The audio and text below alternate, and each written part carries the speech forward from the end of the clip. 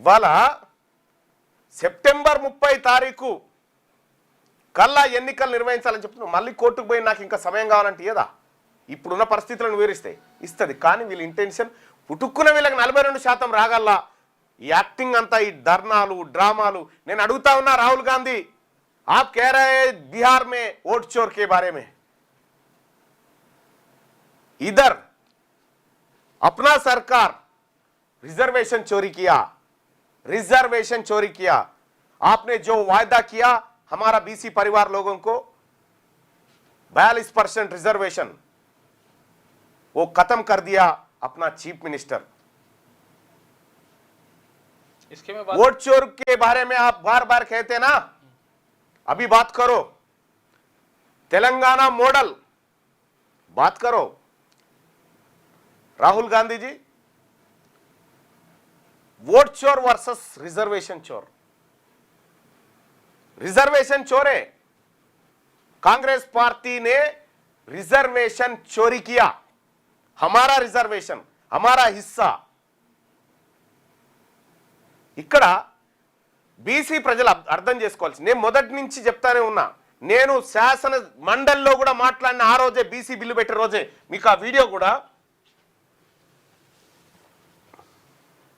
ఒక్కసారి చూడండి. తీన్మార్ మల్లన్న వట్టిగా మాట్లాడలే. నేను మీడియాలో వాళ్ళే, ఎడ్యుకేషన్ డిపార్ట్మెంట్ వాళ్ళే, పాలిటిక్స్ వాళ్ళే, సినిమా వాళ్ళే, ఐపీఎల్ వాళ్ళే, కాంట్రాక్టర్లు వాళ్ళే, ఫార్మా ఇండస్ట్రీ వాళ్ళదే, భారీ పరిశ్రమలు వాళ్ళవే, రియల్ ఎస్టేట్ వాళ్ళవే. మేము ఏడున్నాం సార్. ఇంకా మా బీసీలకు కంట్రోల్ బియ్యం, Indira mill, 2000 pension, Aarogyasri card sustain అవుతుంది. ఈ రాజ్యాంగం మాకు చెప్తా ఉంది, మిమ్మల్ని పైకి తీసుకొస్తామని చెప్తా ఉన్నది. ఈ బిల్లు ద్వారా పోయి 42% రిజర్వేషన్ వస్తుందా అధ్యక్ష? గుండె మీద చేసుకొని చెప్పమని ఇక్కడ ఉన్న వాళ్ళని. ఇది సాధ్యమయ్యేదేనా?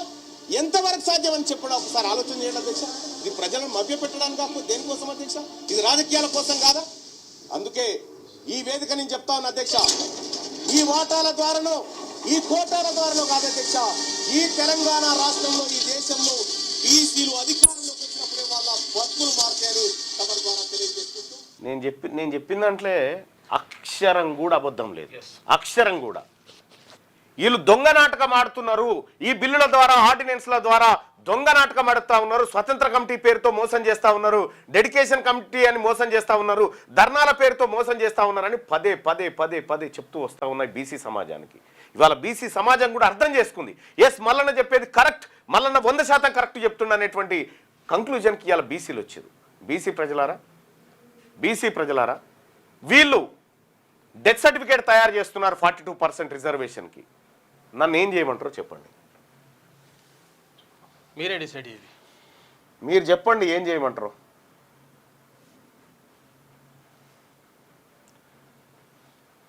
అన్నయ్య, రేవంత్ రెడ్డికి పాలాభిషేకం చేసిన వాళ్ళు ఇప్పుడు చెప్పుల దండ వేయాలి, లేకపోతే మీరే వేసుకొని ఊరేగాలని చెప్పి చెప్తా ఉన్నారు.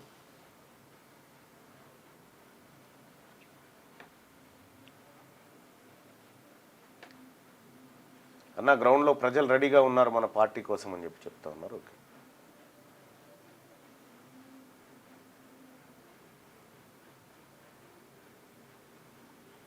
అన్న గుడ్ మార్నింగ్. మనం బీసీ నినాదం అంటూ సంవత్సరం నుంచి పోరాడుతుంటే రేవంత్ రెడ్డి గారేమో వారి టీం సభ్యుల నుండి మన బీసీలకు మభ్యపెట్టి అందుకే ఇప్పుడు బీసీ నినాదాన్ని నీరుగారుస్తున్నాడు. అన్న, మీ అందరి డ్రామాలు ఏం చెప్పు. ఆయన బీసీ పార్టీ ప్రతి ఊర్లో బీసీ బిడ్డ నిలబెట్టండి, దాని దగ్గర నుండి గెలిపించుకున్నాను. ఎస్ చరణ, నువ్వు కాంగ్రెస్ పార్టీకి డెత్ సర్టిఫికేట్ ఇవ్వంటున్నావు. 100% ఇస్తా. కాంగ్రెస్ పార్టీని, నా బీసీల కుత్క పైన కాలు పెట్టి తొక్కి చంపినటువంటి కాంగ్రెస్ పార్టీని నామరూపాలు లేకుండా ఈ తెలంగాణ గడ్డ మీద చేసి చూపెడతాం. బీసీల సత్తా ఏందో చూపిస్తాం. మీకు పుట్టగతులు, రాజకీయ పుట్టగతులు లేకుండా చేసేటువంటి పరిస్థితి ఖచ్చితంగా తీసుకొస్తాం. ఎక్కడ ఇప్పటికీ నా జాతుల్లో 89-90 కులాలకు ఇప్పటిదాకా అసెంబ్లీ ఆడుందో తెలియదు. ఎన్నో పేద కులాలు కనీసం సర్పంచ్ కూడా పోటీ చేయలేనటువంటి పరిస్థితిలో ఉంటే వాళ్ళని మభ్యపెట్టి, వాళ్ళని మోసం చేసి, వాళ్ళ ద్వారా ఓట్లు దొబ్బుకొని మిస్టర్ రాహుల్ గాంధీ, నీ ఒపీనియన్ ఏందో చెప్పు దీని మీద. రాహుల్ గాంధీ మాట్లాడాలి ఇప్పుడు. రాహుల్ గాంధీ గారు మాట్లాడాలి. దేశం మొత్తం గురించి మాట్లాడుతున్నాం. ఈ దేశం మొత్తం గురించి మాట్లాడుతున్నాం. తెలంగాణ ప్రాంతంలో ఉన్నటువంటి బీసీల హక్కులను కాంగ్రెస్ పార్టీ సజీవ సమాధి చేసింది. దీని గురించి నువ్వు మాట్లాడు. కిడ్నీ బాగా 42% రిజర్వేషన్ ఇవ్వకుండా నీ పార్టీలో ఉన్నటువంటి అగ్రవర్ణ సీఎం, అగ్రవర్ణ నాయకులందరూ కూడా మా బీసీల కడుపు పైన కాలు పెట్టిర్రు. ఇది 100% అన్యాయం. కాంగ్రెస్ పార్టీ పైన బీసీ ప్రజల యుద్ధం మోగిస్తాం. ఇక ఈ పాలాభిషేకాలు, ఈ ప్రశంసలు, ఈ పూల గుత్తులు పట్టుకొని పోయినటువంటి బీసీ నాయకులకు కూడా రిక్వెస్ట్ చేస్తా ఉన్నా, అన్నా దండం పెడుతున్నా, మళ్ళా బతుకం మళ్ళా జన్మ లేదు, గుర్తుపెట్టుకోరి. ఏమన్నా చేస్తే ఈ బీసీ ప్రజల కోసం ఇప్పుడే చేద్దాం. బీసీ ప్రజల కోసం రండి. నేను 1000 మెట్లు దిగైనా మీ కాళ్ళ దగ్గరకు వచ్చైనా సరే మిమ్మల్ని బతిలాడడానికి సిద్ధంగా ఉన్నా. మీరు పొరపాటున అమ్ముడు పోకండి, అగ్రవర్ణాల చేతుల్లో కీలుబొమ్మలు కాకండి. రండి. మన ప్రజలు మన కోసం వెయిట్ చేస్తున్నారు. మన ప్రజలు మన కోసం ఆలోచిస్తూ ఉన్నారు. 26 తారీఖు నాడు మంత్రులు ఇచ్చే కమిటీ రిపోర్టే బీసీల 42% డెత్ సర్టిఫికేట్. అది 42% రిజర్వేషన్ కు డెత్ సర్టిఫికేట్ రాస్తా ఉన్నారు వాళ్ళు. బీసీ మేధావులందరినీ, బీసీ యువతను, బీసీ ఎవరైతే కవులు, కళాకారులు, ఉపాధ్యాయులు, సింగరేణి కార్మికులు, ఆర్టీసీ కార్మికులు, తెలంగాణ రాష్ట్రంలో ఉన్నటువంటి సమస్త బీసీ నాయకులకు, బీసీ ఉద్యోగస్తులకు అందరికి కూడా చేతులెత్తి దండం పెట్టి చెప్తా ఉన్నా, నవార్ నెవర్, నవార్ నెవర్. ఇప్పుడు కాకపోతే ఎప్పుడు కాదు. మనము చనిపోయిన తర్వాత కూడా మనకు చరిత్ర ఉండాలి. ఆ చరిత్రలో మనం అందరం కూడా భాగస్వాములుగా ఉండాలి. దయచేసి దండం పెట్టి చెప్తా ఉన్నా, ఇక వీళ్ళ కథ మనకు అర్థమైపోయింది, వీళ్ళ భాగవతం మనకు అర్థమైపోయింది. నువ్వే ఎట్లా పసిగట్టినవు? మళ్ళా ఇది ముందే చెప్పినావు కదా, ఇది 4 నెలల కింద మార్చిలోనే చెప్పినావు కదా ఈ కుట్ర కుతంత్రాల మీద. ఎట్లా అంటే నేను చెప్పే సోదరులారా వినండి. ముఖ్యమంత్రి గారి అసెంబ్లీ స్టేట్మెంట్ మీరు గమనించిరా? అందులో ఎంత ఒత్తిడి ఉన్నా కులగణన చేసిన అనే మాట చెప్పిండు. ఎంత ఒత్తిడి ఉన్నా కులగణన. ఎక్కడుంది ఆ ఒత్తిడి? ఎక్కడ కులగణన చేయొద్దని ధర్నా చేయలే, ఏ పార్టీ కులగణనకు వ్యతిరేకంగా మాట్లాడలే, ఏ పార్టీ కూడా కులగణనను వ్యతిరేకించలే. ఒత్తిడి ఎక్కడి నుంచి వచ్చింది? ఒత్తిడి వచ్చింది జానారెడ్డి అగ్రవర్ణాల నుంచి. ఈ మాట మనకు చెప్పలే, ఈ మాట మనకు చెప్పకుండా ముఖ్యమంత్రి గారు ఆ రోజే బీసీల పట్ల విషాన్ని నింపుకొని తయారై ఉన్నాడు. కాబట్టి బీసీ ద్రోహులైనటువంటి వీళ్ళని, బీసీ నయవంచకులైనటువంటి వీళ్ళని రాజకీయంగా సమాధి చేస్తే తప్ప బీసీలకు బతుకులు మారాయి. బీసీ ప్రజలారా తేలిపోయింది. శత్రువు ఎవడో చెప్పిన, నేను శత్రువుకు మనకు మధ్యలో గీత గీసిన, శత్రువు అక్కడ ఉన్నాడు మనం ఇక్కడ ఉన్నాడని చెప్పిన. ఇన్నేళ్ల దశాబ్దాల పోరాటంలో బీసీల శత్రువు ఎవడో గీత గీసి వాడిని అవతలకి నిలబెట్టి నీ ఓటే వద్దుపు అని చెప్పిన. ఇవాళ యువతల వైపు బీసీలను నిలబడ్డం, బరిగీసి ఈ యుద్ధం చేయాల్సిందే. పార్టీలు బీటీలన్నీ వదిలేసేది. పార్టీలు, వివిధ పార్టీలలో ఉన్నటువంటి బీసీ నాయకుల ఏ పార్టీ లేదు. మనమంతా ఒక్క తల్లి పిల్లలం. మనల్ని భారత రాజ్యాంగమే తరగతుల వాళ్ళు, ఒకే తరగతి వాళ్ళని చెప్పింది, ఒకే తరగతి వాళ్ళని చెప్పింది. కాబట్టి బీసీలంతా ఒక్కటే. బీసీల పేరు మీద బీసీలకు పార్టీ పరంగా ఇవ్వాలి అని డిమాండ్ చేసే బీసీ ద్రోహులు ఎవరైతే ఉన్నారో వాళ్ళ దిష్టి బొమ్మలు తగలబెట్టండి. ఇంత నయవంచన, ఇంత మోసమా? మాట్లాడరా? ఎన్ని రోజులు బతుకుదాం అనుకుంటారు భూమి మీద? ఎన్ని రోజులు బతుకుతారు ఇంకా? ఇది తేల్చుకోవాల్సినటువంటి యుద్ధం. 26 తారీఖు రోజు మంత్రుల కమిటీ ఇచ్చే రిపోర్ట్ తర్వాత నేను ఇంకా స్పష్టంగా మాట్లాడతా. ఆ రోజు కార్యాచరణ చెప్తా. ఎల్లుండే ఆ రోజు కార్యాచరణ చెప్తా. ఈలోపు కొన్ని కార్యక్రమాలు ఉన్నాయి, పార్టీకి సంబంధించినటువంటి కార్యక్రమాలు అవి ఉన్నాయి. ఆ కార్యక్రమాల్లో వీళ్ళని నమ్మకనే నేను నా పనిలో ఉన్నా. వీళ్ళని నమ్మలే, వీళ్ళ జోలికి పోలే. అందుకోసమే ప్రజలారా ఖచ్చితంగా బీసీల పార్టీ వస్తుంది. ఎన్ని కుట్రలు కుతంత్రాలు చేసి బీసీలను అనగదొక్కాలని చూసిన వీళ్ళెవరైతే ఉన్నారో వీళ్లకు ఆ గతి తీసుకొస్తాడు. ఎంతో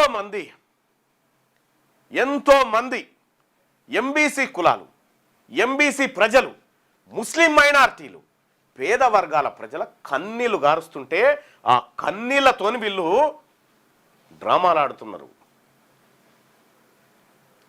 ఎస్ ముఖ్యమంత్రి గారు, నేను చెప్తా ఉన్నా, మీరు మాకు దోకా చేసిరు కదా, కావాలనే దోకా చేసినావు, నువ్వు కావాలనే దోకా చేసినావు. దీని వెనకాల ఎవడెవడున్నాడో వారి లిస్టు తయారు చేస్తాం, ప్రజాక్షేత్రంలో వేస్తాం, మీకు పుట్టగతులు చేయకుండా చేస్తాం, ఎక్కడ కూడా తట్టెడ మట్టి మీకు పుట్టకుండా చేస్తాం. మమ్మల్ని అన్యాయం చేస్తారా? అమాయకులైన బీసీ ప్రజలు నోరు లేదు, అడగలేరు. ఇలా ఆ ప్రజల నుంచే నేను అడుగుతా ఉన్నా, ఆ ప్రజల మనిషిగా నేను మాట్లాడుతూ ఉన్నా. ఇలా మీరు పెట్టేటువంటి నయానో భయానో బేరసారాలకు ఒక్కరిద్దరు లొంగుతుండొచ్చు, కానీ ఈ సమాజం ఆత్మగౌరవంతో బతకాలని కోరుకుంటున్న వాళ్ళు మెజారిటీ మేధావులు బీసీలు ఇవాళ తయారైతా ఉన్నారు. ఎంత కుట్ర, ఎంత నయవంచన! స్వతంత్ర కమిటీ, డెడికేట్ కమిషన్, ఆడికి పోయి ఢిల్లీకి పోయి ధర్నాలు, రైళ్లు కట్టకపోడు, పూలదండలు. నేను అడుగుతా ఉన్నా, ముఖ్యమంత్రి గారు, మీ మన్మన్ మీద ఒట్టే చెప్పు, ఇయ్యాలన్న ఉద్దేశం నీకుండేనా? నేను ఒట్టే చెప్తా ఉన్నా, నా పిల్లల మీద నీకు ఇయ్యాలన్న ఇంటెన్షనే లేదు, ఇయ్యాలన్న ఇంటెన్షన్ లేదు. నువ్వు కరుడు కట్టిన రెడ్డివి, నువ్వు కరుడు కట్టినటువంటి బీసీ వ్యతిరేకివి, కాబట్టి నువ్వు ఇయ్యవు. నాకు అర్థమైపోయింది. ఇంత మోసం నేను ఎక్కడ చూడలే. Can you as a citizen not file A case in supreme court అని అడుగుతా ఉన్నాడు. ఇది ప్రభుత్వం చేయాల్సిన పని. 42% ఇస్తాన్నది కాంగ్రెస్ పార్టీ, ఇక్కడ బీజేపీ పార్టీయో. నీవు 42% రిజర్వేషన్ తీసుకొచ్చినప్పుడు ఇక్కడ ఏ పార్టీ అయితే ఈ కాంగ్రెస్ పార్టీకి వ్యతిరేకంగా మాట్లాడుతూ అప్పుడు మేము చూసుకుంటాం. భారతీయ జనతా పార్టీ మాట్లాడుతుందా, బీఆర్ఎస్ మాట్లాడుతుందా, ఇంకెవరు మాట్లాడుతారో మేము చూసుకుంటాం. నువ్వు ఆ ప్రయత్నమే చేయలే. ఇలా బీసీల ద్రోహిగా ఏ ముఖం పెట్టుకొని కాంగ్రెస్ పార్టీ కోటేయమని తిరుగుతావు? రేపు పొద్దున గ్రామాల పొంటి ఏ ముఖం పెట్టుకొని వస్తావు? మా ఉద్యోగాల మీద, మా విద్య మీద, మా స్థానిక సంస్థల రిజర్వేషన్ను నువ్వు జీవసమాజ్ చేసి, అయ్యా మిమ్మల్ని మీ ఆశయాలను బొందబెట్టినని నేను నా ముఖం చూసి ఓటేయమని చెప్తావా? ముఖం ఉన్నదా ఇవాళ ప్రజల్లోకి రావడానికి? ఎక్కడ ఏడబెడదామో చెప్పండి. మీ మంత్రుల బృందం అంతా ఉంది కదా, ఈ మంత్రుల బృందాన్ని సెక్రటేరియట్ కాడ ముంగట పీటలు వేసి కూర్చోబెట్టు, నేను ఒక్కనే వస్తా, ఈ ప్రజల తరఫున నేను మాట్లాడతా, మీరు సమాధానం చెప్పండి. మోసం, ఇంత దగ ఎక్కడ కూడా చూడలేదు ప్రజలారా, బీసీ ప్రజలారా.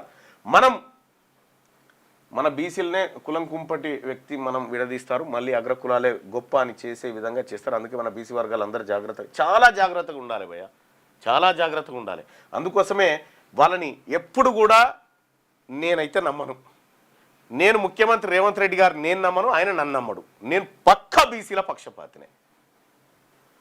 బీసీ ప్రజలారా, ఇక ఇది వీళ్ళ కథ తేలిపోయింది. 26 తారీఖు నాడు మన డెత్ సర్టిఫికేట్ మనం తెచ్చుకోవాలి. 26 తారీఖు నాడు ఉంది, ఎల్లుండి 26 తారీఖు నాడు బీసీల రిజర్వేషన్ డెత్ సర్టిఫికేట్ రాబోతా ఉంది. దాని గురించి మాట్లాడుకుందాం, దాని గురించి చెప్తా ఏం జరుగుతూ ఉందనేది. ఇంత నయవంచన.